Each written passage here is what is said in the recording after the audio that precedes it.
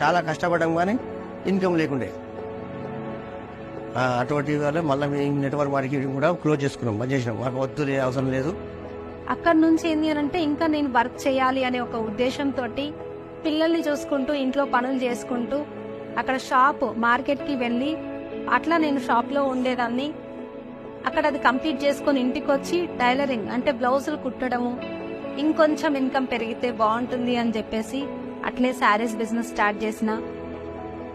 2019లో నాకు Vestige opportunity వచ్చింది. అప్పుడు నాకు నా డ్రీమ్స్ కూడా ఫుల్ఫిల్ అయితే అనే ఒక చిన్న ఆశ నాకు కలిగింది.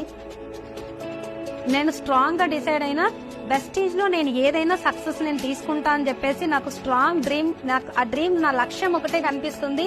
ఇంకా నాకు ప్రాబ్లమ్స్ ఏం కనిపించలేదు. కానీ ఆ తర్వాత ఏంటి అని అంటే ఆటోకి వెళ్ళినప్పుడు ప్రాస్పెక్టింగ్, బస్ లో కూర్చుంటే ప్రాస్పెక్టింగ్, బట్టల షాప్కి వెళ్తే ప్రాస్పెక్టింగ్, చెప్పుల షాప్కి వెళ్తే ప్రాస్పెక్టింగ్, బయట మనిషి కనపడితే నాకు నేను ప్రాస్పెక్టింగ్ అంటే ఖచ్చితంగా వెస్టీజ్ గురించి చెప్పాల్సిందే, నా విజిటింగ్ కార్డ్ తీసి వాళ్ళకి ఇవ్వాల్సిందే. అప్పుడు 3rd month 9th రోజు వచ్చిన ఇన్కమ్, ఆగస్ట్ లో నా ఇన్కమ్ 15,251 రూపీస్ నేను చూడడం జరిగింది. కానీ ఎంత హ్యాపీ ఫీల్ అంటే ఆ రోజు నైట్ మొత్తం నిద్రపోలేదు నేను. ఒక నార్మల్ హోమ్ మేకర్